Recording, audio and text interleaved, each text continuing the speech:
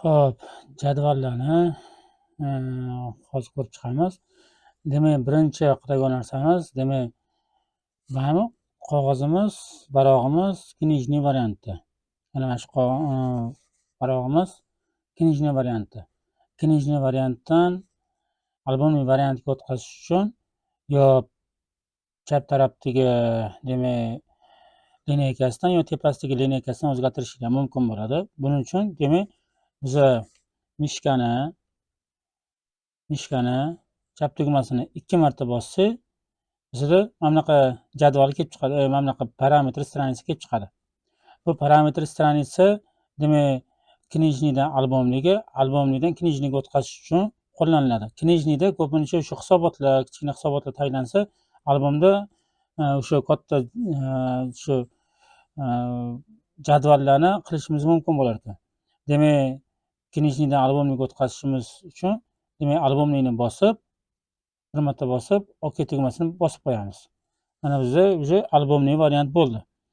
Bu albomniy variantda demak biza agarda shunaqa vaziyat bo'lib qolishi mumkin, jadvallarimiz ko'p bo'lib ketgan paytda demak bitta varaqqa sig'dirishimiz kerak bo'lib qoladi. Shunaqa bitta varaqqa sig'dirishimiz kerak bo'lgan paytda demak mana bu xo'p, mana bu lineykamizni demak tepaga chiqarib qo'yishimiz kerak bo'lar ekan. Bundoq qilib, sal teparoq qilib chiqarib, xuddi bir lineykamizni tepaga chiqarib, mana bu pastdagi lineykalarni ham tushirib qo'yishimiz kerak bo'ladi. Bu yerdagilar ham xuddi shunaqa. O'zi bu standart holatda beriladi, lekin endi katta jadvallar bo'layotgani uchun, katta demak o'sha jadvallarni qo'yganimizda aynan o'sha jadvallarni demak bitta varaqqa sig'dirishimiz uchun mana shunaqa kichkina demak lineykasini kichkina qilib olishimiz kerak bo'ladi bu yerda. Hop, mana bu lineykamiz kichkina bo'ldi.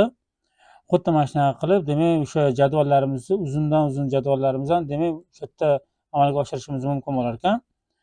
Agar buni knijniydan albomniydan knijniga o'tkazadigan bo'lsak, buni уже holati ham o'zgarib ketadi. Avvalo bilib olish kerak bo'ladi, o'sha jadval qo'yotganda qanaqa uzun jadval bo'ladimi yoki qisqaroq jadvalmi? O'shalarni bilib olish kerak. Agarda uzun jadval bo'lsa, albomniy variantda, agarda demak kaltaroq, kichkinaroq jadvallar bo'ladigan bo'lsa, shu knijniy variantda qilganimiz yaxshiroq.